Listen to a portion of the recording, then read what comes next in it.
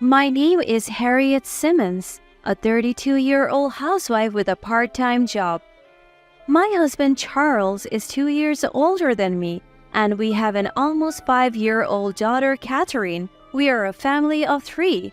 Charles works as a department head in the production management division of a clothing manufacturing company. After graduating college, I took a job as a customer service representative at a bank in the suburbs. Charles and I met through a mutual friend. Compared to my outgoing personality, Charles was a bit reserved. He was the kind of guy who made you want to protect him. We dated for a year before he proposed and we got married. Catherine was born the following year. My mother came from a place well known for its matriarchal society. I guess I inherited that trait from her, as I tend to take the lead in our household. Now that Catherine has started kindergarten, I work part-time at a local grocery store about 3 times a week. My parents handed over their house to me after they retired early and relocated to a second-hand villa near a ski resort. The house we as a family currently live in is the one they bestowed. My father, who began making pizza as a hobby, even opened up with a small pizza shop. It's located along the main road and is doing fairly well. My mother is renowned for her crepes made with the flour used for pizza. Their establishment has an unusual reputation as a cafe where you can enjoy homemade pizza or a pizza place where you can have delicious crepes. While my parents enjoy a tranquil retirement, my in-laws, who live about 30 minutes away by car, are quite a handful. My mother-in-law comes from a noble family and my father-in-law was adopted into the family through marriage. Naturally, my mother-in-law is a dominant figure, adoring Charles, my husband, and their heir. My husband is unmistakably a mama's boy, frequently visiting his childhood home. My mother-in-law has been persistently urging us to give her a grandson. When Catherine and I visit, she barely acknowledges her granddaughter, constantly pushing me to quickly give birth to a boy. Even when I take my daughter for a visit, she has to reintroduce herself. "Grandma, my name is Catherine. Haven't you remembered it yet?" "Oh, is that so? Well, either way, it's fine." "That is why I hate you, Grandma." "She really has no charm at all. Who does she take after?" she would say, frowning in my direction. Because she's a child, she's just being honest. I never voiced it out loud, but I say it softly in my heart. Due to this, Catherine never warms up to her grandmother. Incidentally, as my father-in-law is practically a non-entity, Catherine seems to have no interest in him either. Our relationship with my in-laws was gradually becoming distant because it was always like this. On the other hand, Catherine is adored by my parents and she clings to them too, proclaiming, "I love Grandpa's pizza and Grandma's crepes." My mother-in-law still calls my husband my baby boy. And they're always talking together. My husband repeatedly says, "Mommy, mommy." Truly a mama's boy. It gives me the chills. When my mother-in-law sees my face, she says, "Harriet, our family is prestigious. We need a male heir. A daughter won't do. Please give birth to a son quickly." It's not easy to just give birth to a son, so I brush her off with all due respect, but then she would say, "The grandchild of our neighbor is a boy. They must be so happy to have a good daughter-in-law," and sighs, implying as if I am at fault. I don't care if they are a noble family or a prestigious family, they are just so outdated. As my father-in-law was adopted into the family, he just nods in agreement without opposing my mother-in-law. I endured this lifestyle because I love Catherine. However, my husband would start saying, "If only Catherine was a boy," whenever the opportunity arose. When I asked, "Isn't a girl good enough?" he would reply, "That's because my mommy says." And then my mother-in-law, who heard our exchange from my husband, would always call, "Why are you bullying my baby boy? Can't you cherish your husband even though you are his wife?" I would retaliate against such remarks. "Oh, do you cherish my father-in-law? I haven't heard his voice for a while now." "What did you say?" You she-devil, if you bully my baby again, I won't let it go. Hoofy. If I'm a devil, then you're a demon. You should stop being so attached to your child. I was now at war with my mother-in-law. Then one day, my husband approached me with a discussion. My parents want to go on a trip, so I want to help them out a bit. He requested to arrange about $1,000. Where do you think we have that kind of money? You do know how much your salary is, don't you? Well, you understand, right? Even we want to go on a trip. I vented my usual frustrations on him. But both my parents are old now. Their legs will get weak soon and they won't be able to travel. They say they want to go to places they want to while they can. He's trying to appeal to my emotions by saying it's filial piety. I understand how you feel, but can't they manage with their own money? After arranging various travel items, it seems they didn't have enough for the actual travel expenses. It's their lack of planning that got them into this mess, just like you.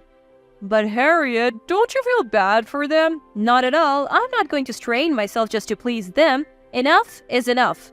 But there will be no buts or knees. I shut him down with a dad joke. Standing with my arms crossed, I towered over my husband who shrank in front of me. My daughter Catherine, who had been watching the whole time, clapped her cute little hands saying, "Mama, you're so cool." In the end, Charles, unable to arrange the money himself, shifted the responsibility to me and phoned my mother-in-law. That useless wife of yours can't even do a little filial piety. She's not a real family member. Do something about it. She works part-time, doesn't she? She should have some savings. We don't have much time before the trip, so hurry up. Finally, unable to stand up to my scary mother-in-law, Charles quietly withdrew $1,000 from Catherine's account. When I found out, I was livid and stormed over to my in-laws' house. "Mother-in-law, I need to talk to you about the trip." "Oh, what's the matter all of a sudden? Don't play dumb. What do you mean by demanding travel money?" "Well, your husband willingly gave it as a part of filial piety, didn't he? What's wrong with that?" Right from the start, it was a total combat mode. He took it from our daughter's saving. You know, this isn't acceptable, right? I couldn't care less. She's going to be married off anyway. Spending money on her is a waste. What are you talking about? She is my precious child. Saving and spending money on our child is our responsibility. With a long-suffering expression, my mother-in-law retorted, "I can't believe we have such a woman as our daughter-in-law. She can't even bear an heir and is utterly useless at home.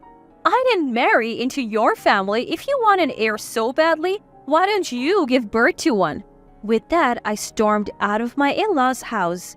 Anyway, I decided to make Charles repay that $1,000 from his pocket money. After their trip, my mother-in-law returned and summoned Charles and Catherine to their house. Though I was curious, my main concern was preparing for Catherine's 5th birthday. Planning a birthday party for a child this age is tricky. Who to invite? Obviously, I have to invite the children who invited Catherine to their parties. But there's a limit to how many people we can accommodate. Plus, what about food? And I still have to think about a present for Catherine. And our family party at night. My brain was at its limit. Oh, my brain needs sugar. I need to replenish the glucose. So I ate 3 of my favorite puddings and managed to devise a plan. Just as I was feeling a bit relieved, Charles and Catherine returned from my in-laws. But to my surprise, my usually lively daughter suddenly retreated to her room. When I asked Charles what happened, he responded, "Nothing, really." No, something's wrong. Our greetings at home were always high-spirited to match my enthusiastic daughter Catherine. It was our unspoken promise. This had never happened before. When I went to check on Catherine, she was sobbing. "What happened? Grandma told me that I am unwanted and shouldn't come home, so I had to stay outside all the time." What? I couldn't believe what had happened. I was given a bottle of water, so I had to stay outside even though it was really hot. And where was your dad? Dad was inside eating watermelon with Grandma. What? I stormed out of the room and confronted Charles. What's going on? Why did you leave Catherine outside in this heat? Aren't you ashamed as a father, as a human, to be comfortable while your child is suffering? My anger erupted, but unusually, Charles was defiant. She was just noisy, so I made her stay outside. I made sure she stayed hydrated, so what's the problem? This is unacceptable. It's normal for kids to be a bit noisy. As I raised my voice even more, Charles tried to change the topic. Among our relatives' children, Catherine is the only noisy one. Maybe girls really aren't good. My mommy also said this. She wants a boy soon. What are you even talking about? It doesn't matter if we get a boy or a girl. Babies are a gift from above. Today, Charles seemed unusually authoritative. Influenced by his mother, perhaps? If you're going to act like this, I might consider divorce. You would go that far? My body started shaking with anger. I never knew he could be this kind of man. My mommy said divorce that devil of a wife soon and find a younger one. I'm starting to think she might be right. I see. I have thoughts of my own. But remember, Catherine's birthday is coming up. I want you to celebrate it properly. All right, let's both cool our heads and talk later.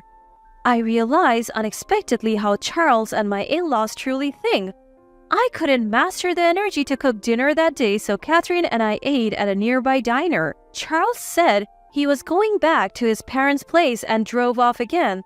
Later, he contacted me saying that he would be staying at his parents' place for a while and would return for Catherine's birthday. I lied to Catherine, saying, Daddy went home because Grandma is sick. Catherine responded, as if she was trying to understand in her own way. I revealed everything that had happened to my parents. Put the happiness of your child first. If she's happy, then you will be happy, right? We are on your side, Harriet and Catherine. If you want, you can come here. No, we would be delighted to see our granddaughter every day. My father responded with a smile. My parents' house has plenty of space for us to move back in. Catherine's school is a bit far, but it should be fine. More than anything, the nature there is superb. Even if we end up separating, the word divorce floated in my head. Then came Catherine's birthday. I had informed Charles about the party and its starting time. We had planned to have a birthday party with Catherine's friends during the day and a family party at night. However, Charles did not return even when the scheduled time arrived. Daddy is late, isn't he? What happened? Catherine asked. Well, Daddy's busy, so he might be a bit late. I replied, even though I thought he was much too late. About an hour past the scheduled time, I found it peculiar and called Charles. What's going on? Aren't you coming home yet? Oh, it's you. What's up at this hour? He responded. What do you mean, what's up? Today is Catherine's birthday. You said you would come. Catherine is waiting for you without touching her food. Oh, right. I forgot about that. His response seemed a little tipsy and frivolous. Right now, I'm in Australia with Mom. We're staying at a resort hotel and enjoying a luxurious vacation per her wish. We plan to be here for 3 weeks. By the way, the wine in Australia is surprisingly good. Wait, what? Australia? What are you thinking forgetting Catherine's birthday? Oh, who cares about that? I don't care. As if to cover for Charles's outrageous comment, I heard my mother-in-law's voice. Who's that? The demon wife? Just ignore her. We don't need the useless woman who can't give birth to a boy anymore. Charles took that as a cue and said, I think the same. I'm considering a divorce and decided to have an extravagant family vacation. We're having a good time, so stop calling. Then he hung up. What just happened? With a bad feeling, I checked our joint bank account. What is this? The balance was zero. Almost 300,000 of savings had been withdrawn. He used this money to go to Australia with his parents? Shocked, I collapsed on the floor. Tears wouldn't stop flowing. Catherine, worried, came over and asked, Mommy, what's wrong? Why are you crying? Isn't Daddy coming? I'm sorry, sweetheart. Daddy won't be coming today. He isn't, but it's okay because Mommy is here. Catherine loves Mommy the most, she said, hugging me. No, she was comforting me. I hugged Catherine as I cried. Catherine, Mommy will always protect you. At that moment, something inside me broke. The next day, I took action. I went to the government office and gathered necessary documents. I decided to settle everything and move back to my parents' house. I swore to myself that I would shatter everything.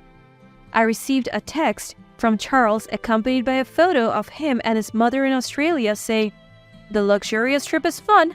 No souvenirs as a punishment. I'll call you when we get to the station, so come pick us up." His message seemed very assertive. Maybe he felt stronger with his mother. Who would bother picking them up? I moved my belongings to my parents' house and began to organize Charles's things. When I explained the situation to my friend at work, she sided with me. Amazingly, her husband works for a moving company and they agreed to transport the luggage. They said they would charge the cost to my in-laws and they could also keep their belongings, so I decided to leave it to them. Then my daughter and I went to my parents' house where we were kindly welcomed. Seeing my parents' face, I started to cry again. Eventually, the day of Charles's return approached. Just as I was beginning to settle down at my parents' house, I received a text from him. "I've arrived at the station. Please come pick us up." Of course, I ignored it. There were multiple calls and texts, but I let them all go unanswered. Eventually, he must have arrived at his parents' house. I received a call from the landline. Thinking it was about time, I answered the phone. "Why aren't you answering my calls despite the numerous attempts? Explain yourselves." "I'm done. I have lost all desire to continue being your wife. Let's get a divorce as you wished." "Wait, are you serious? Divorce? You mean divorce?" "Seems like that's what you and your precious mommy want." "What? Anyway, let's come down and talk this over when I get home." After the call ended with that exchange, the phone rang again immediately. "Hey, a truck from the moving company is at my parents' house and they're unloading tons of luggage. What's this all about?" "Oh, that's your stuff. I thought you'd be returning soon, so I had it delivered. Please make sure to pay for the delivery charge and storage fees. Packing was a lot of work, but I'll consider that a service." "Stop joking around. Calm down. I'm heading over there now." And then he hung up. My daughter and I ate my mother's homemade crepes and excitedly awaited the moment. Looking at the wall clock, just as I thought it was about time, the phone rang. "Hello?" "Hey, I just got home and there's nothing here." "Oh, doesn't it look nice and clean?" "No. What is this? I don't understand. Where are you? Is Catherine with you?" Charles, who had returned to our house, was stunned to see it completely empty. "Yes, Catherine is with me. Say hi to Daddy, sweetheart." "Hello? Catherine is having grandma's crepes." "Are you at your mother's house?" "Yes, that's right. We had pizza for lunch. It was yummy." After taking the phone back from Catherine, I said, "A lawyer will contact you about the divorce soon, so be prepared." "No, before that, what happened here? The house is gone and the place has turned into an empty lot." It seemed Charles was surprised about something else. "I sold it. The land fetched a decent price, but the house wasn't worth much. So I turned it into an empty lot. Yes, I wanted to settle everything cleanly, so I handled everything while they were on vacation." "What did you do with the money from selling the land? I had the right to receive some of it." "The land was inherited by me before we got married, so you don't have any rights to it. It's my personal asset." "So what will happen to Catherine?" Moving on to the question of custody. You have the nerve to ask that even after leaving your child alone like that? If I leave Catherine with you, her life will be at risk. I will have custody, you will need to pay child support, and also I will be requesting a fair distribution of assets. I can't believe you squandered our savings. I will claim that amount back. Let's discuss this with our lawyers." "What's going to happen to me?" he asked. "Who do you think you're asking that question?" I couldn't care less. Just like your beloved mother told you, go find a young woman to bear your heir." We're not even divorced yet. Tell that to my lawyer. Not wanting to deal with him anymore. I want you to know, I have no intention of reconciling with you now. I'm going to start preparing dinner, so goodbye. I said and hung up. Mom, you're so cool. Catherine clapped her hands. Then we started the divorce negotiations and I left everything to my lawyer. As expected, he brought his mother along. She insisted that everything was my fault and that her darling Charles was innocent. I discussed it thoroughly with my lawyer and I decided not to demand alimony, but I asked for a share of the assets, including the misappropriated amount and child support for Catherine. Charles was complaining, but when I threatened to take it to family court, if we couldn't reach an argument, he reluctantly accepted. My ex-parents-in-law sold their house to pay off the settlement and child support, which I received in a lump sum. Once things had settled, Catherine started attending a new kindergarten and made new friends. She's growing up to be a strong and lively child nurtured by the rich nature around us. Thanks to my previous experience as a bank employee, I found work at a local agricultural cooperative. I have become good friends with local farmers and sometimes they give me vegetables. And then one day, some old friend from where we used to live visited and told me about Charles. Apparently, he is doing as his mother told him and is actively seeking a young woman to marry. He was persistently hitting on a young woman at his workplace, but his creepiness and insistence caused all the women there to despise him, and he ended up quitting his job. Now he's working as a part-time job at a construction company that's all men. It seems he's developed a fear of women. My ex-mother-in-law is still pushing her son to remarry for the sake of family continuity. But there can't be many women who would marry a part-timer with a fear of women. Their noble family is sure to die out. I bet she's still blaming everything on me, but I don't care. Meanwhile, I have started dating a man I met at work who's also divorced and has a child in the same kindergarten class as Catherine. We are both single parents and our relationship is progressing with a view to the future. I bought a used car. Australia is out of the question, but Catherine and I occasionally drive to the nearby mountains and rivers. Since coming here, I have seen her smile a lot more. I realize that my life is dedicated to protecting her smile. Thankfully, my parents are still healthy and working. Along with my new partner, we dream of selling homemade pizza, crepes, and ready-to-eat dishes made with fresh, pesticide-free vegetables produced by local farmers at a nearby roadside station. Today, Catherine and I drove our old car to the river. The sky we looked up to was blue. As I watched Catherine stack pebbles from the stream, I took a deep, calming breath.